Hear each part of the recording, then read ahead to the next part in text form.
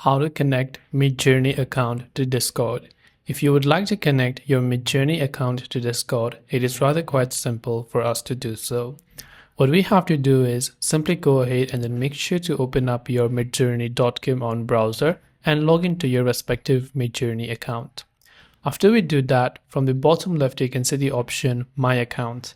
Click the three dots next to My Account and go to the option that says Account Settings and just click on it. From Account Settings, you're going to land on this page.